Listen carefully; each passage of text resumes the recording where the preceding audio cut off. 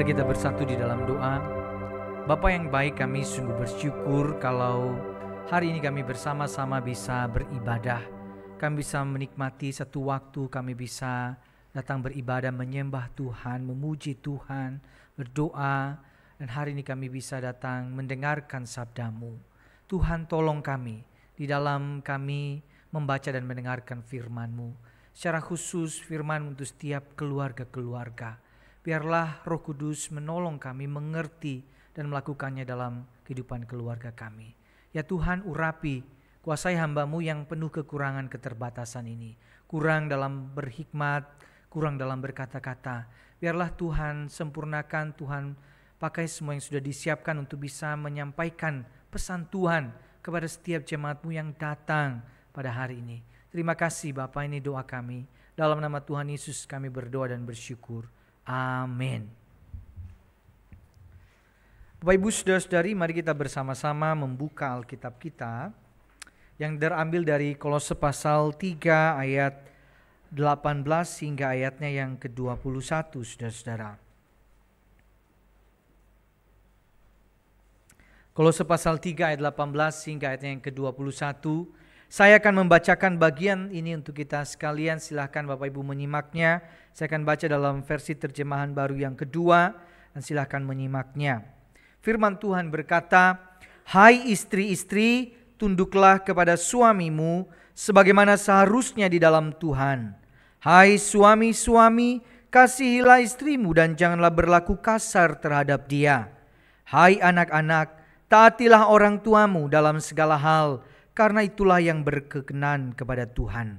Hai bapak-bapak, janganlah sakiti hati anakmu, supaya jangan tawar hatinya." Sedemikian jauh pembacaan firman Tuhan Bapak Ibu Saudara-saudari.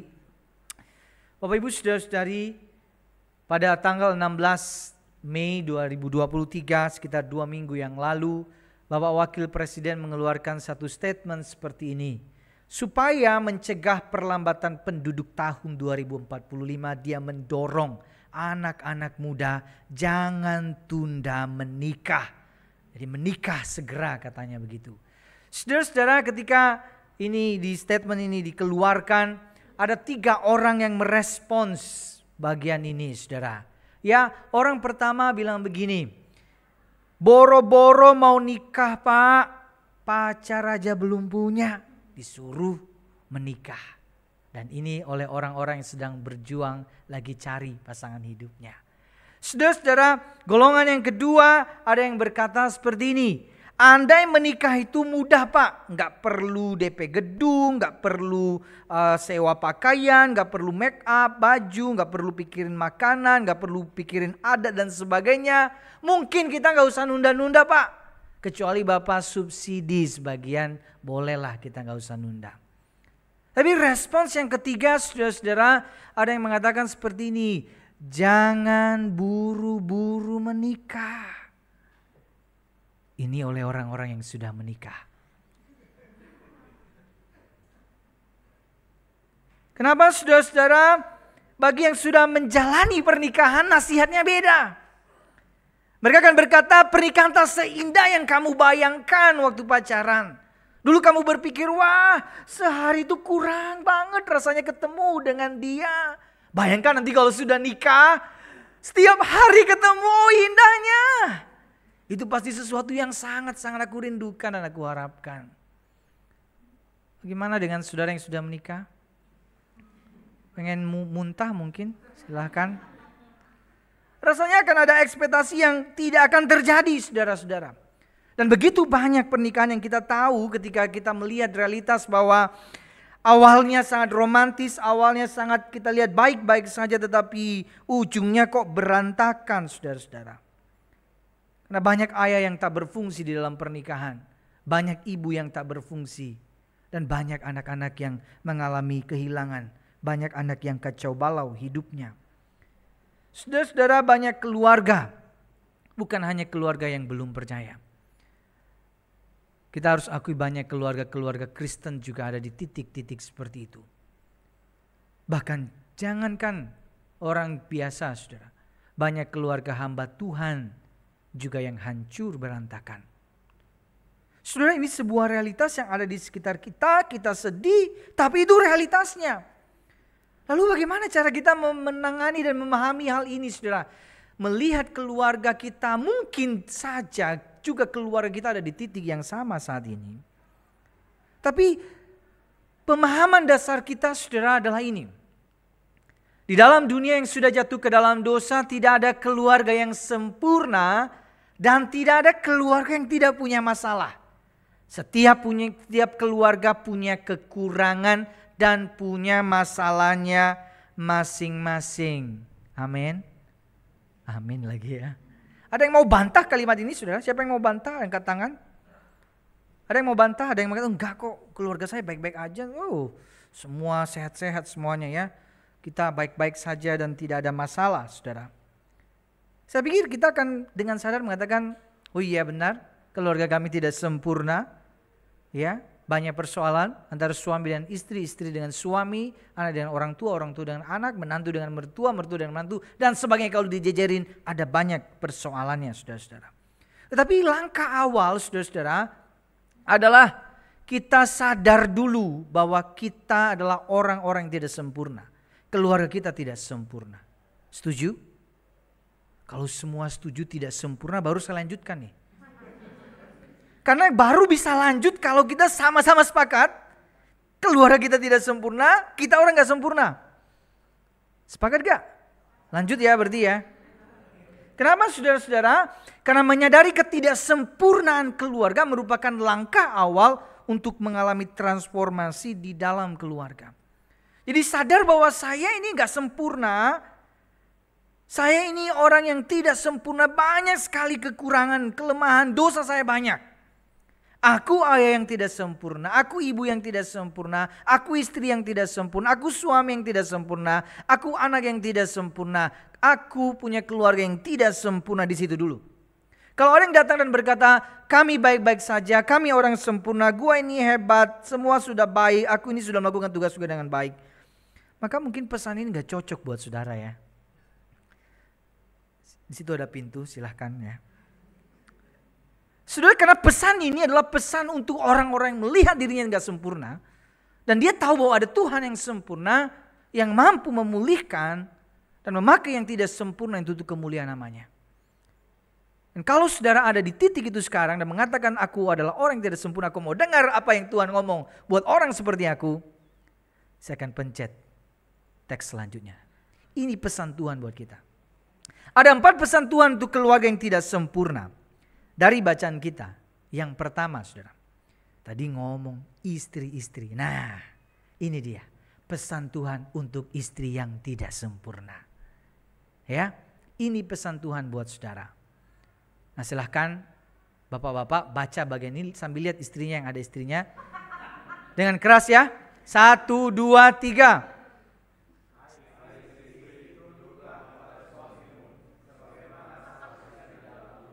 Nah itu yang kamu mau kan saudara ya. Saudara-saudara, tunduk bukan takluk. Waktu kita tunduk kepada suami, saudara, bukan berarti kita akan berada di posisi bawah, lalu status kita menjadi lebih rendah. Tetapi tunduk berarti secara sukarela saya mau di bawah pimpinan suami. Ya, dan itu yang dimaksudkan dengan tunduk. Saat ini memang muncul banyak gerakan feminisme, salah satu yang ditentang adalah bagian seperti ini. Mereka tidak mengakui ordo ini. Kalau boleh, ya dulu kan ada emansipasi. Feminisme itu di atas emansipasi, saudara-saudara. Jadi kalau emansipasi menuntut hak-haknya diberikan, feminisme itu di atasnya. Jadi kalau boleh, kalau laki-laki tidak melakukan tanggung jawabnya dengan baik, ya sudah, kalau boleh dia di bawah saya. It's okay. Jadi ordonya diatur-atur sesuka-sukanya. Ya. Nah saudara-saudara, kenapa pakai istilah tunduk sebenarnya? Jadi Paulus itu masih menggunakan konteks budaya patriark pada saat itu. Karena memang di zaman itu istri memang harus tunduk kepada suami. Dan sama juga ya dengan budaya Asia dan kita juga masih dengan budaya patriark. Makanya saya punya marga Harefa, anak saya juga ikut Harefa. Itu kan kayaknya kita sama ya saudara ya. Jadi itu Paulus gak menentang budaya itu. Tapi dia masukin tuh, tunduk kepada suami tapi di dalam Tuhan. Nah dia kasih frasa itu. Nah ada satu penulis mengatakan seperti ini saudara. Konteks tunduk waktu itu dipengaruhi oleh zaman pada waktu itu. Misalnya di bawah hukum Yahudi, seorang wanita atau seorang istri itu dianggap sebagai barang sebenarnya. Sebagai sesuatu. Dan terserah suaminya mau memperlakukan dia, terserah suaminya. Bahkan suaminya boleh menceraikan istrinya sesuka hatinya. Nggak ada yang melarang dia. Tapi istri nggak boleh dengan alasan apapun tidak boleh menceraikan suaminya. Nah dalam hukum Yunani juga sama. Istri itu ada di dalam pengasingan, tidak boleh jalan sendirian, ya. Dia harus menjaga kesuciannya dan sebagainya. Tapi suami boleh bebas keluar sesukanya. Kalau boleh suka sama yang lain juga bebas suka-sukanya. Jadi di dalam konteks budaya seperti itu, begitu kuatnya pengaruh suami, pengaruh laki-laki di dalam kehidupan zaman itu.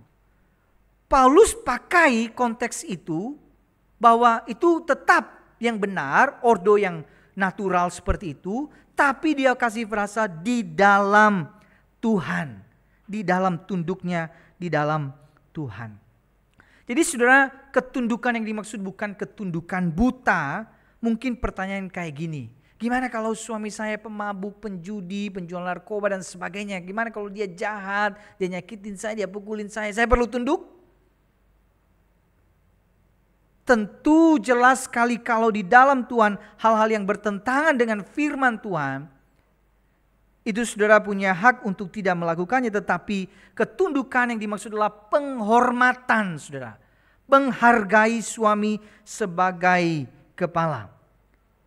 Meskipun suamimu ada banyak kekurangan dan kelemahannya. Tidak ada kemudian jangan sampai ketika saudara melihat dia punya banyak kelemahan kekurangan. Lalu Anda gantikan posisinya sebagai kepala itu. Jadi dia adalah kepala. Nah Bapak Ibu saudara-saudari, yang kita lakukan apa? Menghargai dia, menghormati dia dan jangan meremehkan dia dengan cara-cara yang mempermalukan dia.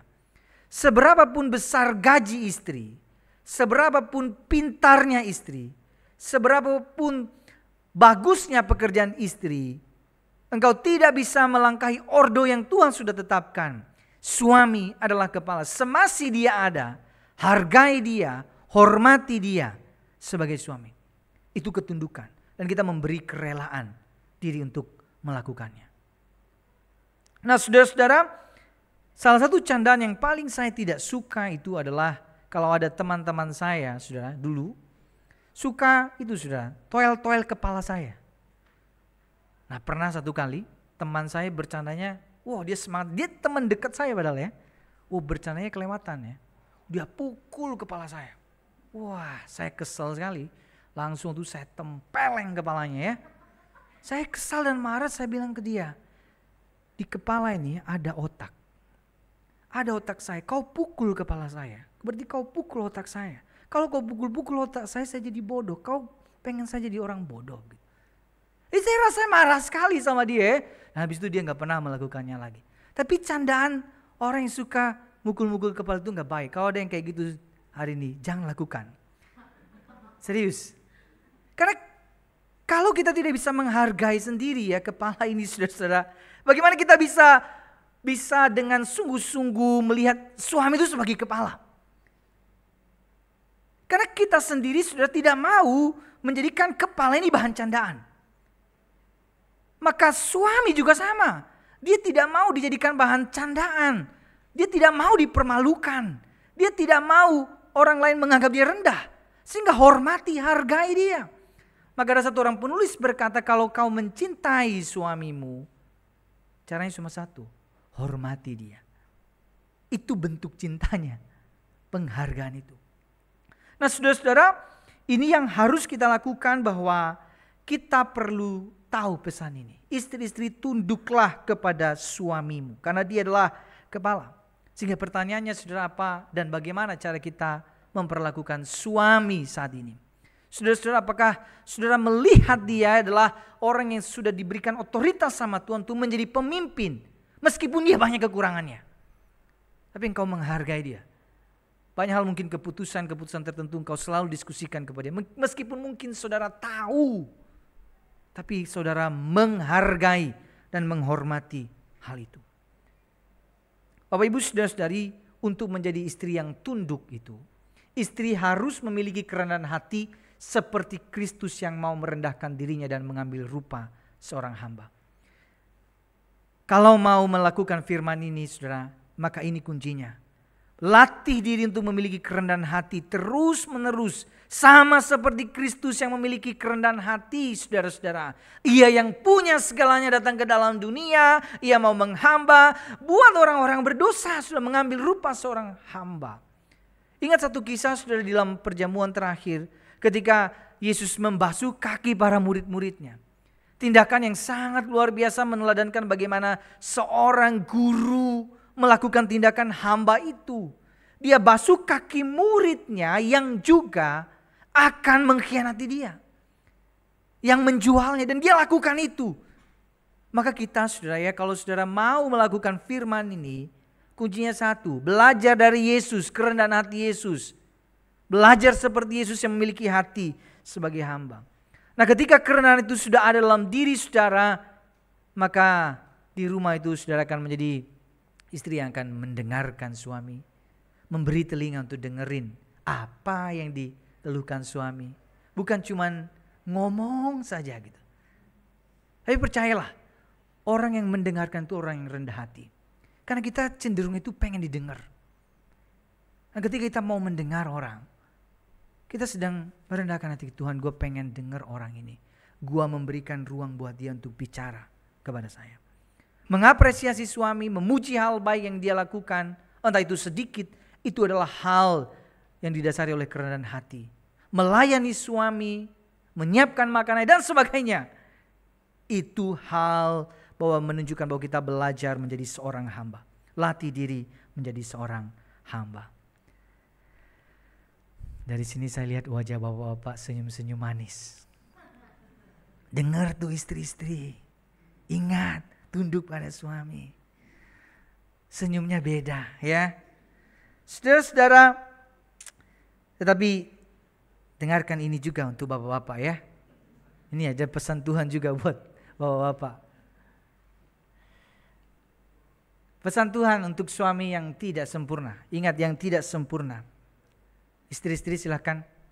Tahu tugasmu silakan. Lihat suami yang punya suami. Baca saudara, satu dengan keras. 1, 2, 3.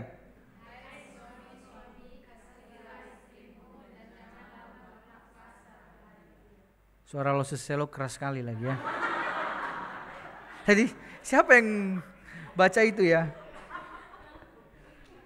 Saya pura-pura gak lihat tadi ya saudara ya. Saudara perhatikan ya. Istri disuruh tunduk. Istri disuruh tunduk loh ya.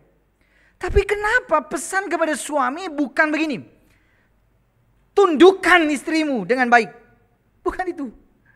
Atau taklukkan istrimu. Atau pimpin perintah suamimu dengan bijaksana. Bukan itu. Yang Tuhan berikan adalah suami kasihi istrimu. Perhatikan, istrimu satu, bukan istri-istrimu. Lalu istrimu, bukan istri sesamamu. Saudara-saudara, ini penting sekali untuk terus mengingatkan kita apa peran suami, yaitu dia punya senjata itu kasih dalam dirinya. Lalu mungkin ada yang berkata, kalau dia ini cerewetnya minta ampun, menjengkelkan, menyebalkan istri saya ini. Firman Tuhan ini gak bisa diubah. Kasihi istrimu. Saudara-saudara, tugas suami adalah mengasihi. Mengasihi. Karena dia adalah kepala. Kepala itu selalu menjaga tubuhnya, bukan? Karena di dalam kepala itu ada otak dan dia akan tahu. Misalnya gini ya, di depan ada api misalnya ya. Otak saya akan mengarahkan saya untuk jauhi api itu. Gak mungkin kan kepala saya akan berkata, oke, kasih di api tangan yang satu juga ya. sama kakinya taruh di api, nggak mungkin kan? Itu kalau berarti ada yang nggak beres dengan otaknya begitu. Sehingga saudara kalau ada suami sebagai kepala berlaku kasar terhadap istrinya, berarti suami itu tidak punya jauh sendiri ya. Ya, saudara-saudara, betapapun mungkin dia menyakiti hatimu, tetapi perintah Tuhan adalah mengasihinya. Maka kasih itu sebenarnya representatifnya lahir dari laki-laki. Kasih itu jelas sekali. Ya, mengampuni, kasih itu harusnya dimunculkan dan diberikan ya banyak oleh laki-laki. Tentu sama pada intinya istri juga harus sama. Tetapi tugas utama laki-laki itu sebenarnya mengasihi istrinya. Ya, mengasihi istrinya. Saudara-saudara, mungkin ada yang bertanya seperti ini, bagaimana kalau saya tidak lagi punya perasaan sama orang itu? Rasa saya sudah hambar sama orang itu. Dari mukanya kayaknya lihat saya nanya itu. Hah? Ada yang lagi nanya itu ya? Dengarkan ini baik-baik saudara-saudara. Pernikahan tidak dilandaskan pada perasaan, tetapi perjanjian. Perasaan itu bisa hilang. Perasaan itu bisa naik turun. Pernah gak saudara-saudara, bapak-bapak pagi-pagi bisa sangat romantis sama istri, malamnya bisa benci banget sama dia? Pernah kayak gitu? Gak pengen lihat orangnya. Karena begitu mudah sekali kan perasaan. Kalau kemudian kita bangun relasi atas dasar perasaan, hanya perasaan, maka tinggal tunggu waktunya bubar. Karena perasaan tidak bisa selama-lamanya akan terus kita miliki begitu. Perasaan itu mesti ditumbuhkan, dirawat, tetapi yang paling kuat dasarnya perjanjian. Perjanjian kita sama Tuhan dan janji Tuhan juga sama kita bahwa Dia akan menyertai dan memelihara keluarga itu. Perjanjian itu kuat sekali. Maka saudara dengarkan ini ya. Di hadapan Tuhan dan jemaat-Nya, saya Yunus Septifan Hareva mengambil engkau Marcelina sebagai istriku yang sah dan satu-satunya. Saya berjanji mematuhi firman Tuhan, hidup bersamamu baik di dalam keadaan senang maupun susah, baik di dalam kelimpahan maupun kekurangan, baik di dalam keadaan sehat ataupun sakit. Saya berjanji sepenuh hati di dalam kasih dan pertolongan Tuhan, saya akan mencintaimu dan mengasihimu seperti Kristus mengasihi jemaat-Nya dari saat ini sampai kematian memisahkan kita. Gak ada yang mau tepuk tangan saudara. Ngapain ditepukin ya? Tapi saudara, sebenarnya gimana ekspresi kita ketika harus membacakan hal itu menurut saudara? Sedih, gentar, takut atau apa biasanya?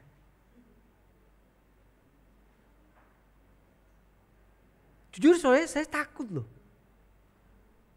Mengasihi dengan segenap hati dari meskipun susah, senang, sedih, gembira, sakit, sehat, kaya, miskin, sampai maut memisahkan.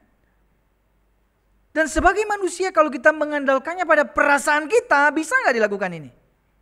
Sama sekali, kita akan selalu gagal tiap hari. Karena perasaan saya bisa berubah. Saya hari ini bisa mengasihi tapi besok saya mungkin akan sangat membencinya. Maka landasannya perjanjian. Maka di awal dia katakan di hadapan Tuhan dan jemaat-Nya. Saya lagi ngobrol sama Tuhan. Oh, saya akan menerima dia dalam segala ketidaksempurnaannya. Saya akan mengasihi dia dengan tulus. Tentu janji saya sama Tuhan. Tapi janji saya sama Tuhan pun mungkin saya bisa ingkari. Tapi ada janji Tuhan bahwa Dia akan memelihara, menyertai keluarga itu. Sehingga saya berpegangan pada janji itu. Mungkin pasangan akan melakukan hal yang menyakiti hatimu. Mungkin kau bosan, kau betul jengkel dengan sikap yang tidak pernah berubah. Tetapi ingat saudara-saudara, dasarnya perjanjian. Dasarnya perjanjian. Karena pada dasarnya saudara-saudara, kita ini memang umat perjanjian, bukan? Betapa banyak kita seringkali tidak setia sama Tuhan, Tuhan tetap setia sama kita. Berapa kali kita jatuh dalam dosa tetapi Tuhan tetap mengasihi kita. Berapa kali kita sering hidup dalam nafsu keduniawian kita dan Tuhan selalu mengampuni kita. Kenapa? Karena janjinya, Allah berjanji. Dan itu yang dilakukan dalam perjalanan umat Israel dalam Alkitab dan sampai sekarang. Janji Tuhan. Ya meskipun mungkin umatnya ini sering menyakiti dia, tapi dia sudah berjanji. Dia akan menyelamatkan, dia akan memulihkan umatnya. Dan itu yang dia lakukan. Saudara-saudara, karena Allah telah berjanji, maka dia tidak mengingkari janjinya. Seburuk-buruk apapun manusia, Allah mengasihi kita. Dan saking dia mengasihi, dia memberikan anaknya yang tunggal untuk menjadi korban pendamaian. Saudara, dalam pernikahan, satu hal yang penting kita ingat bahwa jangan pernah berpikir bisa mengubah pasangan. Hanya Tuhan yang bisa mengubah seseorang. Tugasmu bukan mengubah, sekali lagi buat suami-suami, tapi mengasihi. Saudara, coba ya yang sudah nikah di atas 10 tahun.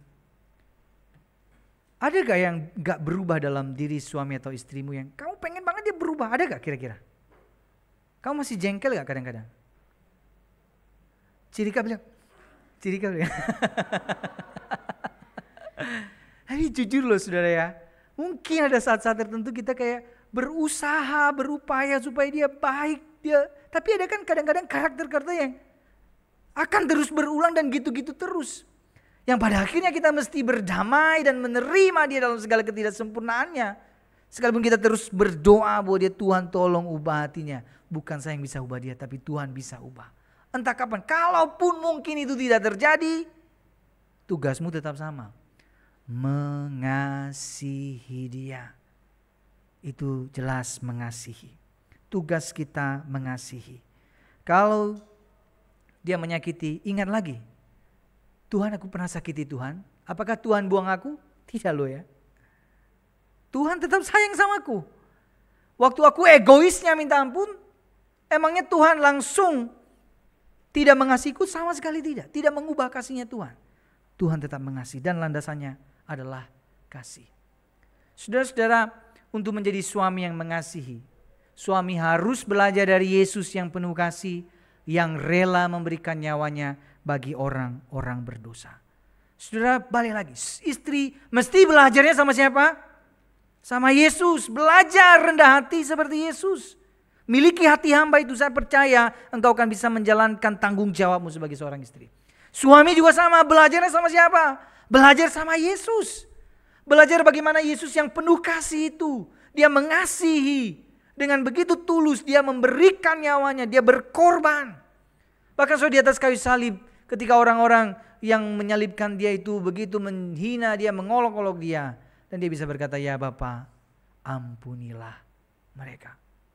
Sudah itu satu kasih yang penuh pengorbanan dan hal itu mesti ditunjukkan oleh seorang suami kepada istri. Maka tugas suami adalah mengasihi istrinya.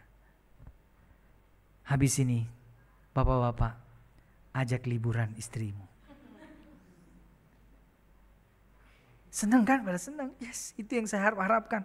Saya pengen healing. Ya. Jadi jangan lupa ingat-ingat sama saya.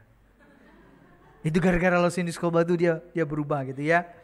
Tapi saudara yang ketiga ya, pesan Tuhan untuk istri yang tidak sempurna, suami yang tidak sempurna, dan yang ketiga adalah pesan Tuhan untuk anak-anak yang tidak sempurna. Saudara yang adalah seorang anak atau saudara belum menikah dan bandel sama orang tua, silakan baca bagian ini ya. Silakan anak-anak bandel, silakan. Enggak ada ya kayaknya ya, di sini anaknya baik-baik semua. Oke, anak-anak yang taat sama orang tuanya baca bagian ini 1, 2, 3.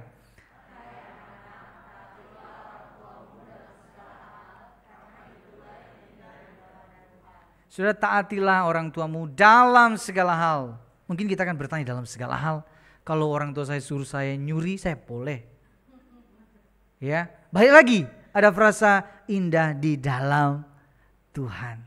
Segala sesuatu yang bertabrakan, bertentangan dengan firman boleh dan harusnya kita tidak boleh ikuti. Ya.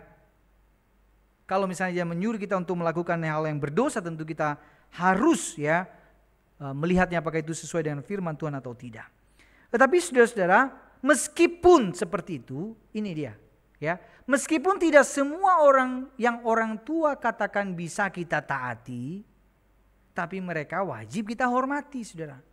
Itu kewajiban. Jadi nggak ada lagi syarat dan ketentuan. Mereka orang tua dan sebagai seorang anak, hormati, hargai orang tuamu. Seburuk apapun mereka, betapa mereka punya kekurangan, mereka mungkin banyak melakukan hal yang gak baik sekalipun, mereka adalah orang tuamu dan engkau tidak boleh tidak menghormati mereka. Wajib dihormati.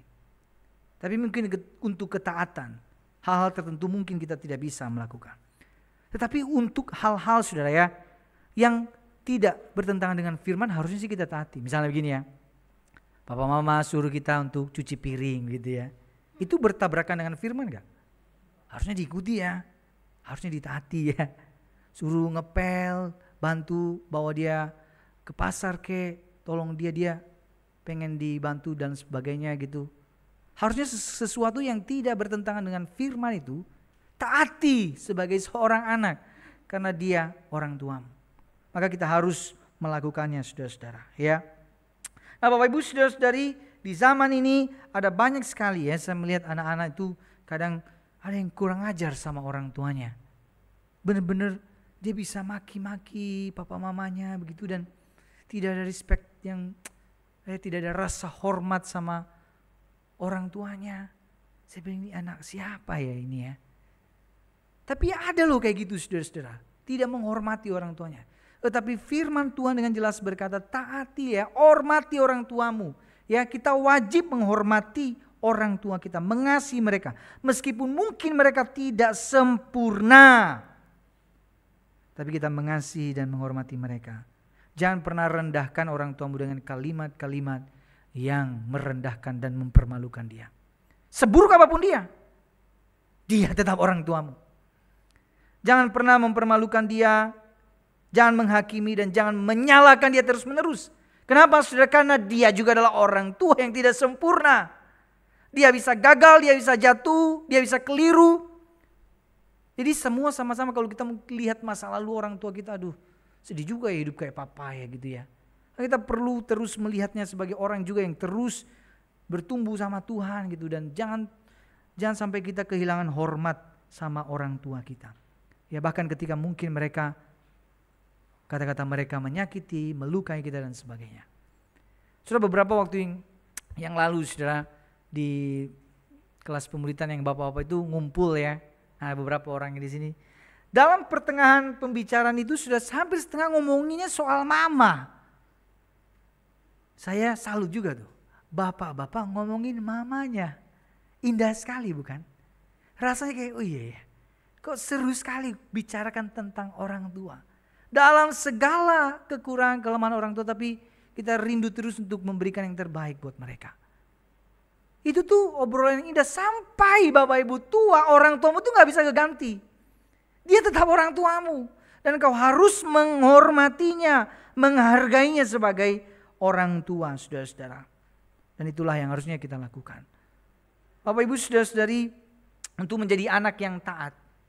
Seorang anak harus belajar dari Yesus yang mau taat kepada bapaknya.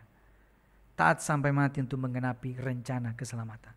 Balik lagi, suami belajar kepada Yesus, istri belajar kepada Yesus, anak mesti belajar kepada Yesus. Bagaimana Yesus taat kepada Bapa untuk melakukan misi Allah, menggenapi rencana Allah untuk keselamatan manusia. Dia mau melakukannya dengan totalitas. Dia mau melakukannya. Dan harusnya kita terus belajar seperti itu. Kita mau rindu terus menerus belajar dari Yesus.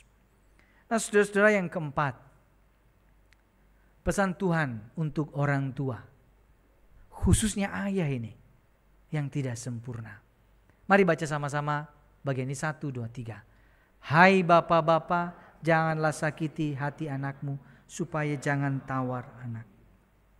Saudara-saudara, di zaman ini banyak Kalau di dalam Alkitab kita ketemu dengan kisah anak yang hilang, maka di zaman ini ada banyak kisah tentang ayah yang hilang. Ayah yang hilang, ada juga ibu yang hilang, saudara-saudara. Dan anaknya kacau balau hidupnya. Hilang ayah, hilang arah. Dan banyak anak yang kasihan sekali hidupnya ketika tidak mengalami mendapatkan figur dari seorang ayah yang penuh kasih tadi loh ya.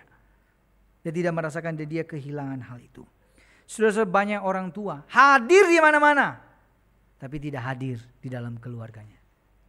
Diakui di mana-mana, dikenal di mana-mana, tapi tidak mengenal anak-anaknya. Betapa ini sesuatu yang menyedihkan, bukan? Maka pesan buat ayah-ayah ya. Nanti saudara-saudara yang juga nanti akan mungkin berkeluarga, ingat ini. Jangan lupa pulang.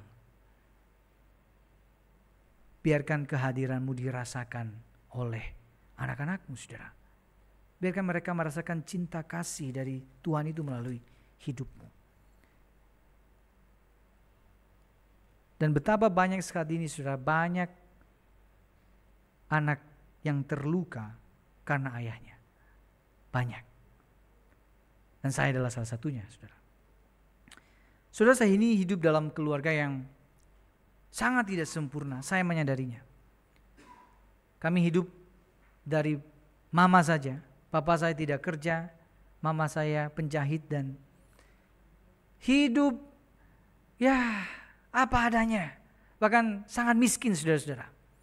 Pernah satu kali, saudara-saudara, orang itu selalu menganggap kita ini gak ada lagi harapannya sama orang-orang kayak gini, anak-anak bapaknya kayak gitu. Kan anak itu kan gak jauh dari papanya gitu. Bapaknya kayak gini, anaknya pasti jauh lebih buruk lagi. Saudara, saya itu paling kesal dan benci dengan papa saya. Dan kenapa, saudara? Karena saya melihat gini, dia udah gak menghasilkan uang, tidak menafkahi kami. Dia malah merusak banyak hal kedamaian dalam keluarga kami. Kehadirannya selalu bawa masalah. Tiap hari di rumah saya harus bilang, tidak ada hari tanpa pertengkaran di rumah kami. Dan setiap hari saya tuh tidak kepengen balik itu ke rumah. Kalau banyak yang bilang rumah itu istana kita, rumah tempat kita menikmati keluarga. Dan saya tidak rasa bahwa itu rumah. Saya selalu pengen bahwa bagaimana supaya gak ada di rumah. Karena dia pulang ke rumah ada saja masalahnya. Hal-hal yang gak penting dipersoalkan. Nanti ada orang datang dan mengatakan, Bapak kamu begini dan segalanya. Oh saudara-saudara, kadang kita malu sendiri, kenapa kayak gini ya. Dan belum lagi apa yang dilakukan. Saya mengasihi mama saya yang kerja, dia banting tulang untuk kami. Dan bapak saya kerjanya nyakitin mama saya. Saya bilang, saya pengen bunuh orang ini. Dan saya tahu itu berdosa. Sekarang saya tahu. Dulu tapi saya merasa kayak ini orang ini harus diakhiri hidupnya. Berkali-kali saya bilang, ini orang ini gak ada gunanya dalam dunia ini. Buat apa dia ada? Hanya bikin-bikin masalah hidup kita. Dan berulang kali saya bilang sama mama saya, Ma, satu-satunya yang harus mama lakukan, ceraikan orang ini. Ceraikan dia.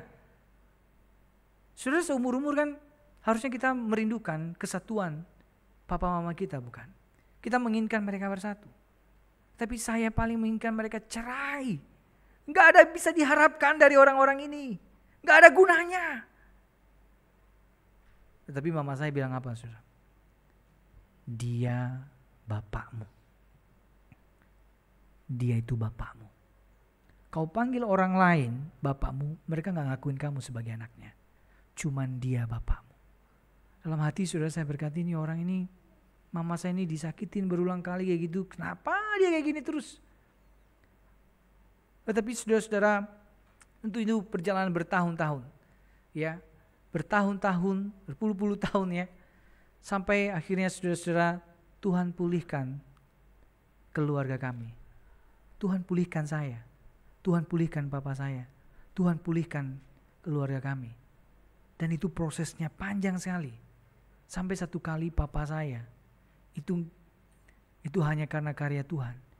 Yang selama hidupnya, hampir 40-an tahun hidupnya, gereja itu dia paling benci. Dia orang Kristen, tapi dia paling benci sama gereja. Jadi kalau kami gereja, kami dilarang-larang saudara-saudara. Tapi dia datang ke gereja. So, semua orang waktu melihat itu, mereka kaget. Ini kok orang ini bisa datang ke gereja nih. Orang kayak gini, saya datang ke gereja. Mereka datang ke rumah, apa yang dilakukan? Kok bisa? Satu hal, karena ada Yesus di dalam keluarga itu. Mama saya tak berhenti berdoa buat papa saya. Meskipun kami kadang benci sama dia, tapi dia tidak pernah mewariskan kebencian itu dalam hati kami sebagai anaknya. Dan dia terus mendoakannya. Dan perlahan-lahan saudara, Yesus itu sungguh hidup sekali. Dia ubah satu persatu, dia ubah hati saya. Dia ubah hati papa saya. Prosesnya panjang sekali, meskipun setelah dia masuk gereja apakah dia jauh lebih baik? Ya jauh lebih baik, tapi apakah banyak kurangnya? Ya banyak sekali. Tapi sedikit. Dan cuman satu kuncinya ternyata. Kalau ada Yesus dalam keluarga itu, saya percaya keluarga itu bisa pulih. Banyak orang tidak pernah menyangka anak-anak dari bapak tadi, saudara. Bapak saya namanya Victor Burman Taronizidu Hareva. Jadi anak dari bapak Victor Burman itu, saudara. Tidak pernah ada yang menyangka bahwa mereka juga bisa hidup. Mereka bisa berdampak buat orang. Tidak pernah yang menyangka. Tapi Yesus yang melakukannya. Yesus ubah itu. Dan saya sangat yakin sekali dengan hal itu. Makanya saudara, ketika saya masuk sekolah teologi, seorang dosen bertanya kepada saya, kenapa kamu mau jadi hamba Tuhan? Saya ingat jawaban saya berkata, saya pengen menyaksikan bahwa Tuhan Yesus itu hidup. Dia hidup benar. Dia hidup di dalam keluarga saya. Dia pulihkan keluarga saya. Dia hadir dalam keluarga saya. Dia pulihkan saya. Dia sudah melakukannya. Dan saya pengen kasih tahu ke banyak orang yang hari ini mungkin kehilangan harapan. Ada Yesus dalam hidupmu. Yang mungkin ada keluarga-keluarga yang sedang di ujung tanduk, hampir hancur. Ingat, ada Yesus dan dia sanggup memulihkannya. Dan kuasanya besar, saudara-saudara. Itu Yesus, dia Tuhan, dia hidup. Dan saya bisa rasakan itu dan saya tahu bahwa Tuhan itu sangat hidup, sungguh hidup. Di dalam setiap keluarga.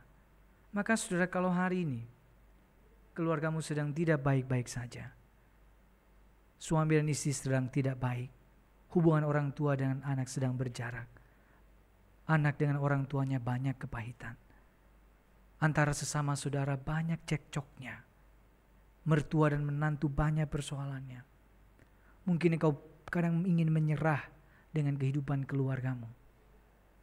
Datang sama Yesus. Dia sanggup memulihkan. Dia sanggup membawa keluarga yang tidak sempurna ini untuk dipakai untuk kemuliaan namanya. Dan cuma satu yang bisa melakukannya. Namanya Yesus. Saudara-saudara, saya ingin bersama-sama kita menundukkan kepala kita, saudara. Mari kita merenungkan apa yang Tuhan ingin katakan kepada kita hari ini, saudara. Silakan berdoa secara pribadi di hadapan Tuhan. Kalau engkau sedang bergumul di dalam kehidupan keluargamu, dengan pasangan, dengan anak, dengan orang tua, dengan saudara, silakan bawa itu kepada Tuhan. Dan akui bahwa engkau tidak sempurna. Engkau bisa gagal, engkau bisa jatuh. Tapi engkau percaya Tuhan sempurna, Tuhan sanggup memulihkan. Dan engkau mohon Dia yang melakukannya.